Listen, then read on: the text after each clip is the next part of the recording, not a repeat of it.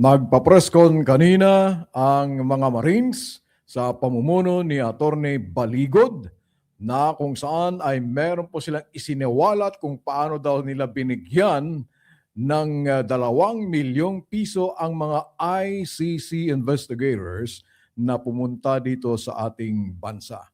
Panic mode na ba ang kampo ng mga Duterte? Pag-usapan po natin ito mga kaboses at kaopinyon ng ordinaryong mamamayan. Pero bago po yan, siyempre po naman, konting lambing po sa inyo. Tayo po humingi na hindi naman po siguro malaking abala po sa inyo ang pag-like, share, and subscribe sa ating YouTube channel na Boses at Opinyon ng Ordinaryong Mamamayan at sa ating Facebook page na Boses ng Malayang Makabayang Mamamayan. TikTok, Boses ng Malayang Mamamayan. Kanina po, ay nagpa-presscon nga sa isang mamahaling restaurant. Itong mga Marines daw na meron silang pasabog at nagpakita na naman po sila na lang mali-maleta na ebidensya daw ng kanilang pag-deliver ng limpak-limpak, milyong-milyong piso na naman. Pero ako'y natatawa. Ako'y natatawa dito sa pa-presscon nitong si Baligod, Atty. Baligod. Kung hindi pong matatandaan mga kaboses, itong si Atty. Baligod ay naging abogado rin ito ng PDAFI scam, yung star witness na si Ben-Hur Luy. Yan. Pero hindi na po natin pag-usapan yan mga kaboses. Pero ito may kasaysayan din ito. May kwento rin itong si Atty. Baligod. Pero tignan po natin. Ipakita ko po sa inyo itong kalokohan. Ito'y kwentong kotsero ang ginawa. Abogado ito pero tatanga-tanga. Ipakita ko po sa inyo mga kaboses. At nang sa ganon ay malaman po ninyo kung gaano ka-tangi itong abogadong ito. At ginawa pa niyang tangi ang mga Marines na sumama sa kanya. Ewan ko kung Marines ba talaga ang mga ito o mga bodybuilders lang na kinuha lang sa tabi-tabi. Pero may mga pangalan siyang binanggit . Pero ipakita ko po sa inyo mga kaboses kung gaano katanga ito, abogadong ito. Nang sa ganon ay malaman po ninyo. Ito po. Nang sa ganon ay malaman po ninyo kung paano po ang naging takbo ng press conference. Ito po, pakinggan po natin yung kanyang introduction. Pero ang pagde-deliver nila ng pera ay gumagamit ng eroplano. Yung eroplanong pinapakita niya mga kaboses, parang private jet. Private jet nga talaga yan. Tingnan po ninyo. Yan. So malaki namang, madali lang namang hanapin kung saan po napunta yung private jet na yan kasi may mga flight plan po kasi ang mga eroplano . Kung ma-identify po ninyo yung eroplanong yan, madali na lang tignan sa Aviation Authority at makikita po ninyo yung mga flight plans po nila kung saan po napunta yung eroplanong sinasabi po niya na pinag-deliver po niya pinag-deliver nila ng pera. Tuloy natin.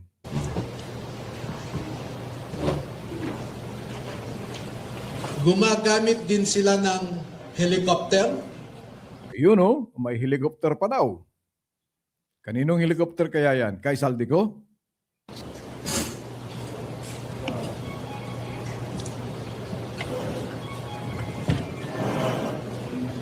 Hina ng signal .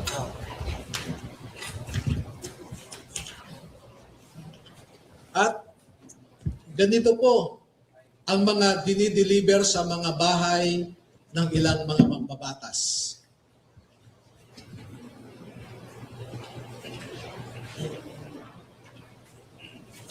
Makikita ninyo sa itaas na larawan ang hilera ng mga maleta na ang laman ay pera.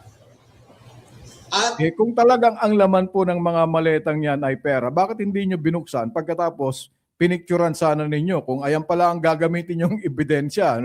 Madali lang naman kumuha ng mga maleta . Pagkatapos sabihin mo ang laman, pera.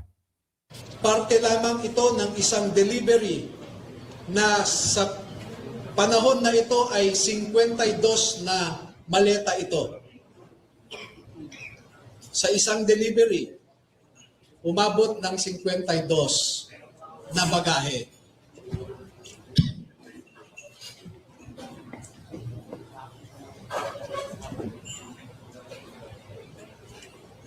Makikita rin po ninyo na ang ating mga ebidensya ay minsan kinukuhanan ang buong bahay ng mambabatas, buong bahay ng mga ilang nasa media.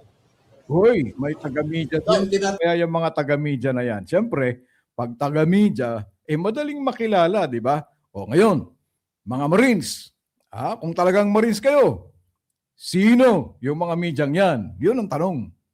Tawag nating mga media operators.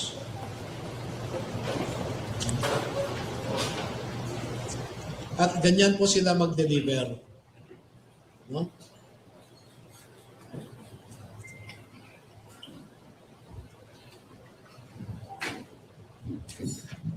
Papakita pa.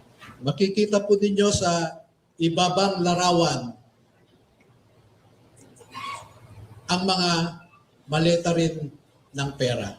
At marami pa pong iba na katulad nitong mga larawan. At dito sa taas na larawan ay ipinapakita lamang na yung isang malaking maleta ay hindi kayang o halos hirap na buhatin ng 3 katao. Asshole. Bakit po nating nasabi yun, mga kaboses? Marines, isang malaking maleta, yung 3 Marines nahihirapan silang magbuhat. Bakit? Ilang kilo ba yan? Hindi ba sinasabi nila, yung pinakamalaking maleta daw, ang kayang ililagay na pera na tig 1,000, ay 50 kilos maximum. Ang sabi nga nila ay 48 million. Pag 48 million, ang 1 kilo ng pera na tig 1,000 ay 1 milyon daw. Ibig sabihin yan, yung malaking maleta pala ay hanggang 50 million lang. Kung nahihirapan pala itong mga Marines sa 50 kilos na mga 50 kilos na maleta, ano sila? Saan nyo kinuhang mga Marines yan? Ay, naku po. Eto na ang sinasabi po natin, kwentong kotsero ni Baligod. Hindi ka nag-research, Mr. Attorney Baligod, na ang mga Marines ay dapat maskulado, talagang physically fit, na kayang-kaya nilang buhatin ng isang 80 kilos sa kanilang pagja-jogging o pag-exercise sa umaga. Ngayon, sabihin mo yung pinakamalaking maleta, ang 3 Marines ay hindi halos mabuhat. Ngayon lang talaga ko tatawa ng ganito, mga kaboses, dito sa ating podcast. Ano po? Bakit po? Ito talaga storytelling alay ito eh. Gago itong abogadong to, mga kaboses. 3 Marines nahihirapan sa isang malaking maleta na buhatin ng laman. Ang sabi nga doon sa mga nakarang hearing dyan sa Senado at sa Kongreso, kung magkano ang lalamanin ng pinakamalaking maleta na tig 1,000 ay hanggang sa 50 million. 50 million is equal to about 50 kilograms. Aba, ako nga, kayang-kaya kong isalya yung isang kaban na 50 kilos sa aking balikat at bubuhatin. Mga Marines pa na physically fit, physically strong, hindi nila kaya.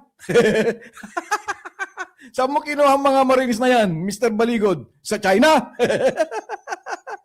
Ito talaga, hindi kayo nakapaghanda talaga dito, ano?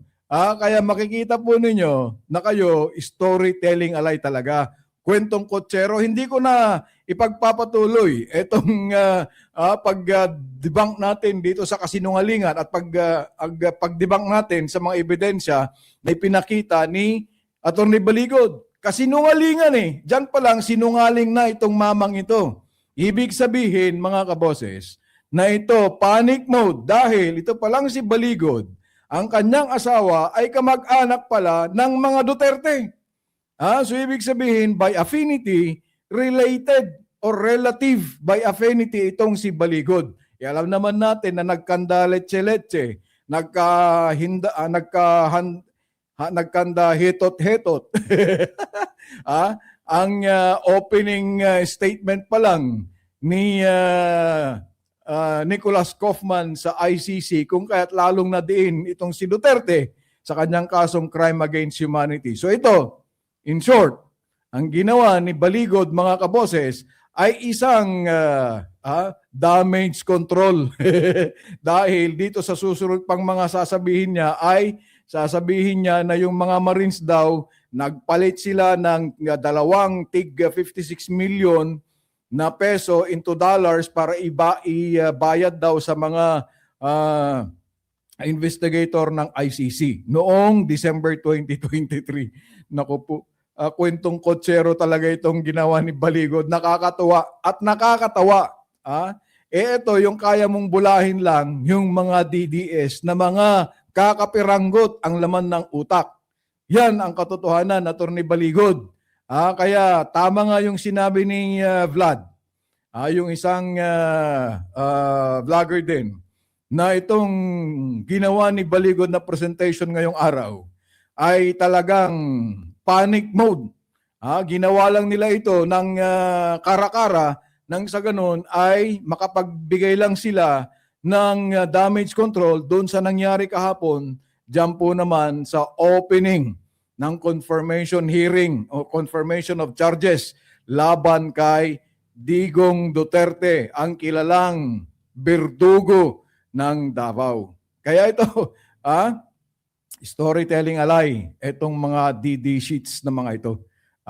So, mga dutaay talaga kayo. Kahit na ano gawin ninyo para makapangloko lang kayo. Ay, nako po, Sos Mariosep naman, Ginoo. Ayan po, ganyan po kadesperado ngayon itong mga DDS, mga kaboses at kaopinyon ng ordinaryong mamamayan. And so with that, maraming salamat po at mabuhay ang Pilipinas.